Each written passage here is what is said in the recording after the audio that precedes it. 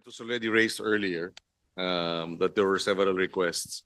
I would just want to place this on record that after we approved the budget of the Department of Agriculture, that evening, December 15, when did we approve the DA budget?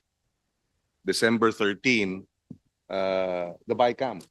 The Bicam approved the DA budget. On December 15, the DA secretary wrote to the chairperson submitting a list of farm-to-market road projects with coordinates amounting to the same amount that we approved, 33 billion, except that 8.9 billion worth of projects were introduced as in the December 15 letter, which was not in the list of projects that we approved on December 13. How do we act on that? Chair. Mr. Chair, at the end of the day, I will support my chair. But let me please put this on record. Just like I spoke last night and now about the OTR, it's the same issue with the Department of Agriculture. If the more than 8 billion pesos worth of farm-to-market roads were indeed essential in serving our farmers in the hinterlands, why was it not included in the NEP or even in the HGAB? Even if you say that there are coordinates, why did they swap?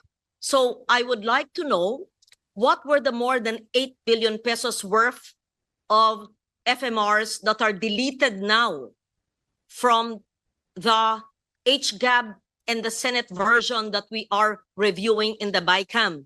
Sino po ang mga magsasaka na maaapektuhan sa matatanggal na FMR dahil pinalitan ng DA ang kanilang listahan ng farm-to-market road? I don't understand. So ano mangyayari po sa farm-to-market roads na sinumite ng DA, na inaprubahan ng HGAB, na inaprubahan po natin, tapos papalitan dahil sa isang sulat? So I would just like to make it clear that these are not Senate-introduced FMRs. We did not introduce or submit a list to the secretary, just to be fair, okay? Insofar the Senate is concerned, we understand and support the House amendments for farm-to-market roads in specific rural districts, and that is both needed, and as long as there are coordinates and not just a lump sum, that is supported. But suddenly there's a change. And as I said, I spoke to Secretary Laurel on Sunday morning because I was confused with the 16B NEP and the another 16B HGAB. And he said, I don't know if I should say it here. Okay, he said something. I will tell you later. Then I'm surprised that he's sending another letter now for another 8 billion. So I would like to know, I have to be enlightened, Mr. Chair. Why is there suddenly, within 3 days of that conversation, there's a change of heart or a change of mind of farm-to-market roads worth 8 billion? Ano po ang mangyayari sa tinanggal niyang 8 billion? At anong nangyari sa ating kanayunan na kailangan bigla ng 8 billion na ito? So may switching. May switching, may swap. So yung tinanggal po na 8 billion, malay ko kung saan yun, saan po ilalagay? Sa NEP ng 2027? Ito pong bagong 8 billion, saan po nanggaling yan? Anong mga distrito, probinsya, bundok, kanayunan, saan? Please enlighten this representation. I'm not trying to interpolate my colleague, because I did not receive the letter, I just want to understand, please. Again, if we will make this a habit, then every agency will change internal realize. Oh, pareho naman ng level eh. Papalitan na namin ng laman. Ano tayo, halo-halong kalamay? Ang Bicam, nangyayari ba sa akin noon? Ay, hindi ko tatanggap ng ganyan. Last minute? Di. So, maybe you can, what is that agricultural emergency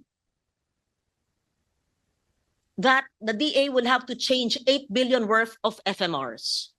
I want to know and understand. I'm not angry at the vice chair or the chair of Agri. I'm just passionate when there's something I do not understand and I need to comprehend it, Mr. Chair. In the end, I will support my chair.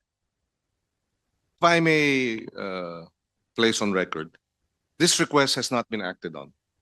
So we continue to, well, at least for the Senate, we are standing by the previous list that we approved on December 13. Now, if unless there are members of the bicameral conference committee who disagree, I think we should stick with the December 13. Mr. Chair, And for the record, the December 13 list has coordinates. The 33 billion peso December 13 list. We approved it with the coordinates. And the 8.9 likewise has coordinates, but they're a different set of projects from that which we approved on December 13. In other words, they are removing 8.9 billion pesos worth of projects that we approved with coordinates and replacing them with 8.9 billion worth of new or different projects also with coordinates. Alam ko sasabihin po nila, pareho naman yung level. Pero again, kung pinayagan natin sa DOTR, sa DA, what will stop other agencies? Change na lang yung listahan ng classroom sa DepEd. Change na lang yung ibang mga highway at multipurpose sa DPWH. Palitan na lang lahat ng irigasyon sa NIA. Tanggalin na lang. These lapses will affect the planning of projects that are, we're so diligent in our responsibility to plan, to submit requirements. Tapos isang sulat lang, palit. I think you have, I'm sorry, Mr. Chair. Okay, hindi ako yung chair. Ano yung dahilan? May dahilan. If it's a national security issue, yes. If it's so important, yes, I want to understand. Gusto ko lang maintindihan.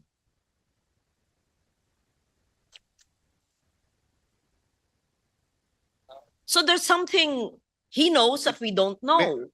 May I venture a guess based on, well, Not guess. no, it's not a guess. Let me finish, ma'am. May I venture a guess based on the letter that he sent to us and the reason that he gave?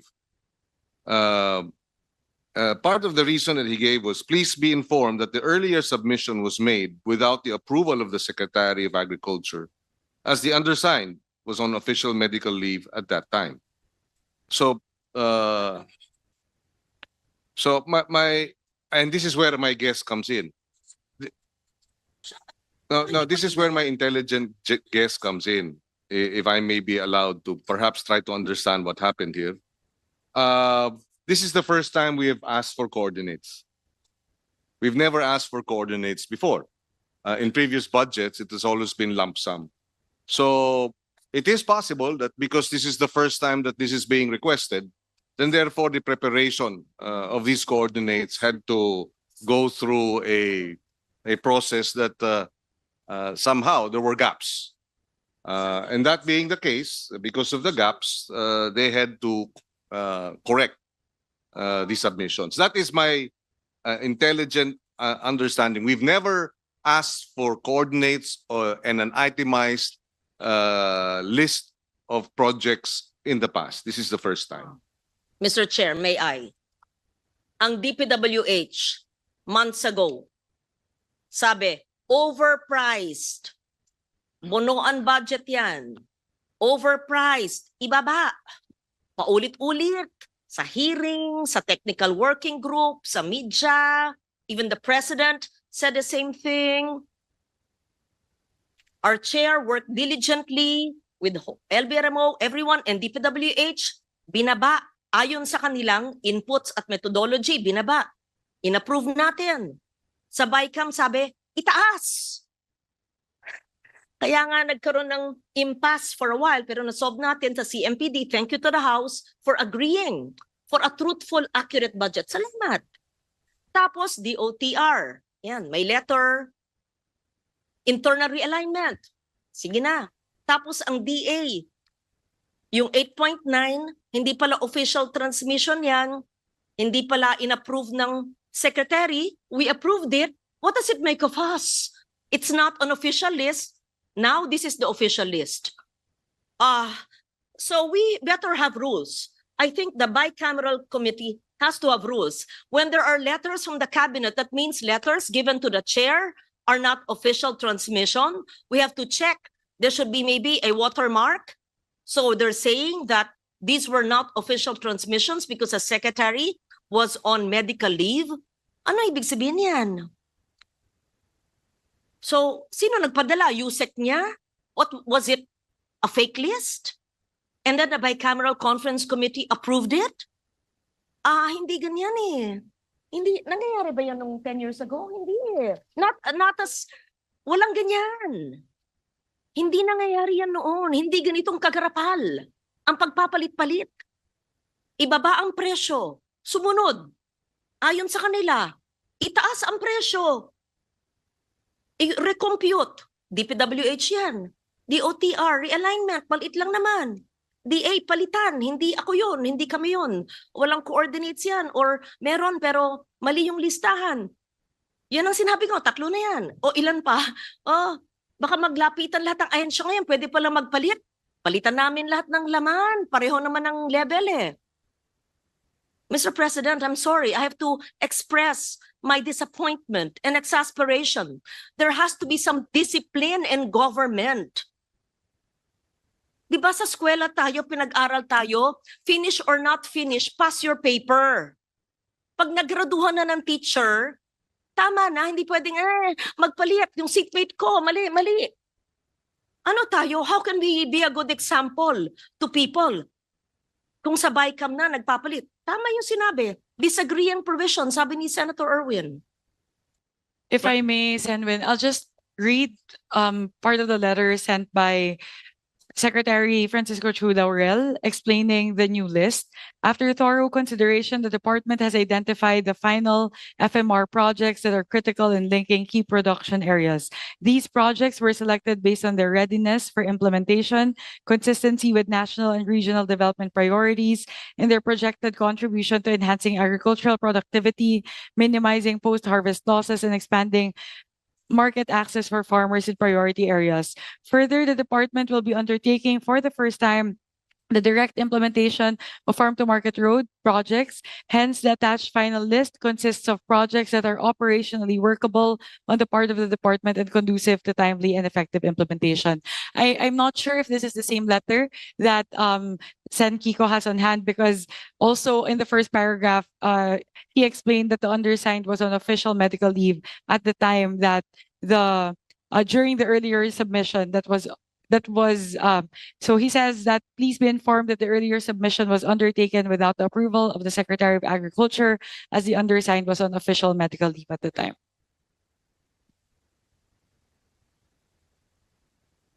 Actually, I was talking to Senator Lauren. Ang tanong niya kung nangyayari ho to nung mga unang panahon. Ang sagot ko, hindi ko alam dahil kayo-kayo lang nag-uusap eh. No, ngayon, I'm not saying you, but I'm saying in general, no? In general. I'm not saying you, Ma'am Lauren, no? I'm saying in general dahil this is the innovation that we introduced so that all of these things will be brought out to the body.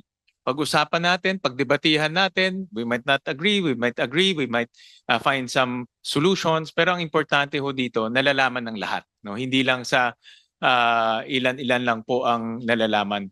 In fact, dati ho kasi lalabas na lang po yung General Appropriations Bill, doon na lang natin nakikita kung ano yung mga projects na pumapasok at hindi pumapasok. Pero ito po ang kagandahan po ng open Bicam or ganitong proceedings para mapag-usapan ho natin. That's why. Thank you for that, Chair.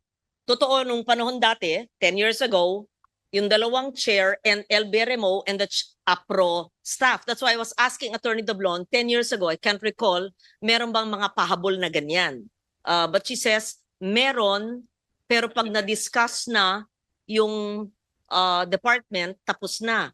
Or hindi ganyang kalalaki yung changes. But then, I appreciate the candor of the chair and his calmness in taking all this, but it's up to you whether to accept it or not. I said at the end, I will accept and support your decision.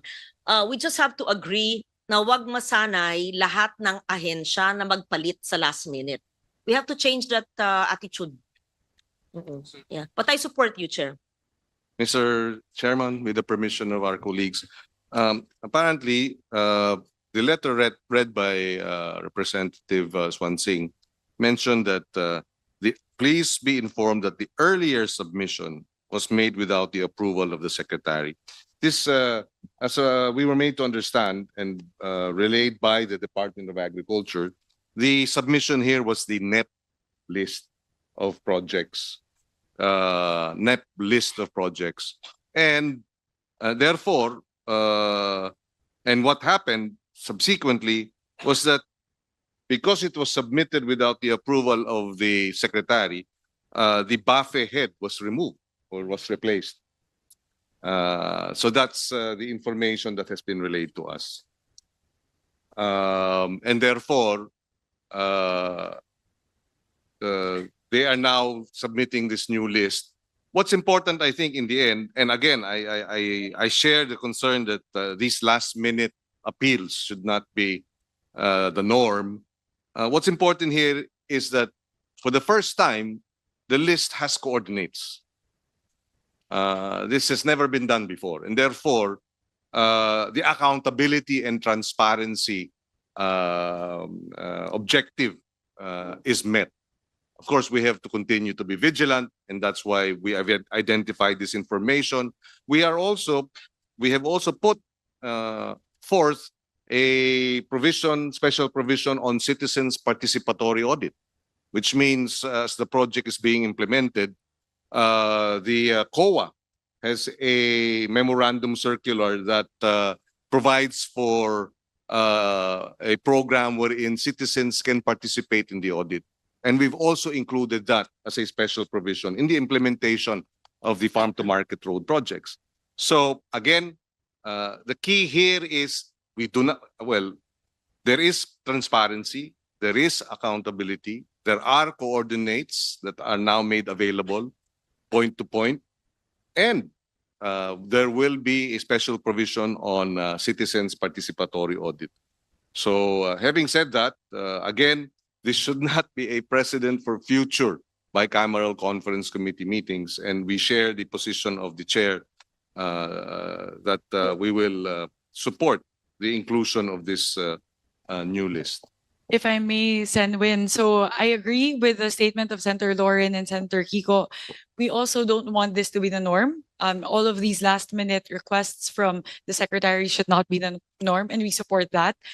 Siguro po ang magkagandahan po dito, na-check na po kasi talaga isa-isa ng DA yung mga proyekto na ipapasok po natin sa budget sa 2026. As they explained it, they selected it based on their readiness for implementation, consistency with national and regional development priorities, and their projected contribution to enhancing agricultural productivity, minimizing post-harvest losses, and expanding market access for farmers in priority areas. So bukod po sa masisigurado na mai-implement itong mga proyekto na ito dahil specific na po yung areas kaya na po ding silipin ng ating mga kababayan, ng mga auditors, mga third party na gustong mag-check, identified po Bukod dun sa increased implementability ng mga projects, nasisigurado din po nito na na-identify na ng DA kung ano lang talaga yung pinaka-prioridad ng mga farm to market road. So hindi na po yung mga lugar siguro na, di ba, mauuna na yung pinaka-connected doon po sa mga main thoroughfare. So yun po siguro yun.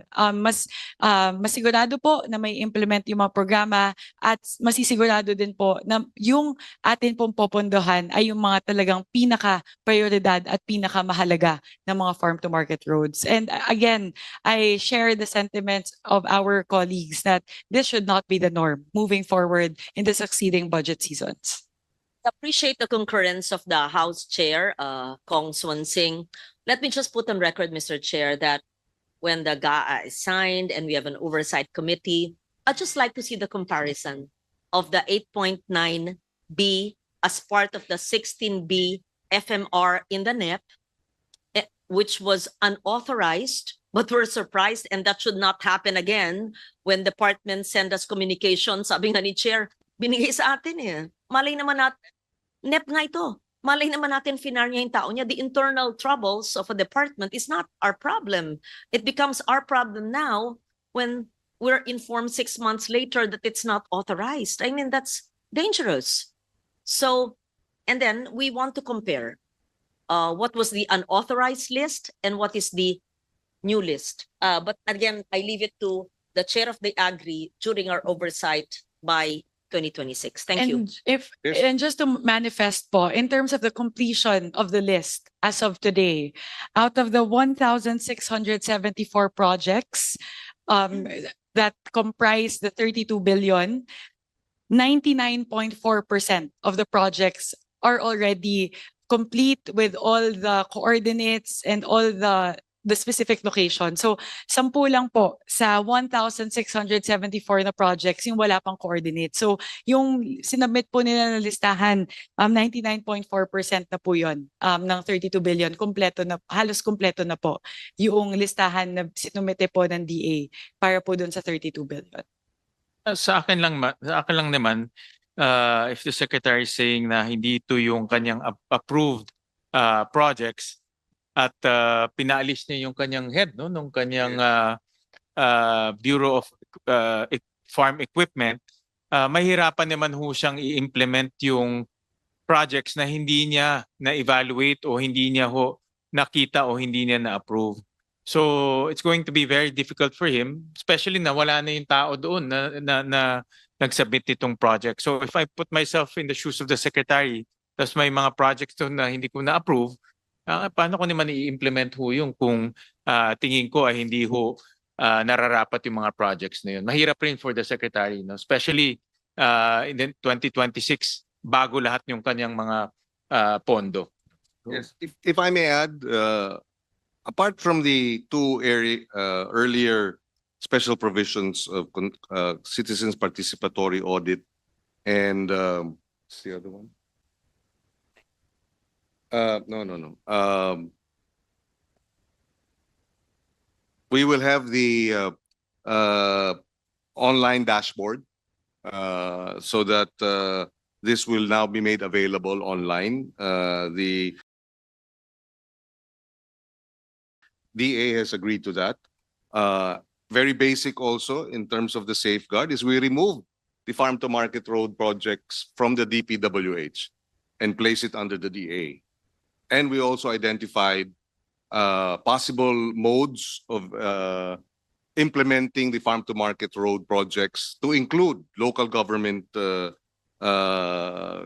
partnerships as well as PPP or private public partnerships.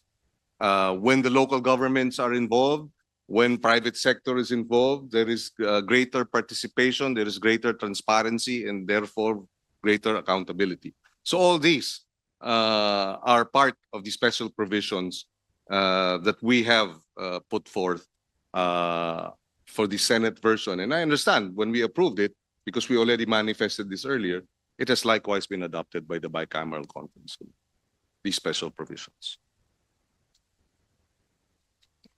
Any more comments? So move, Mr. Chair.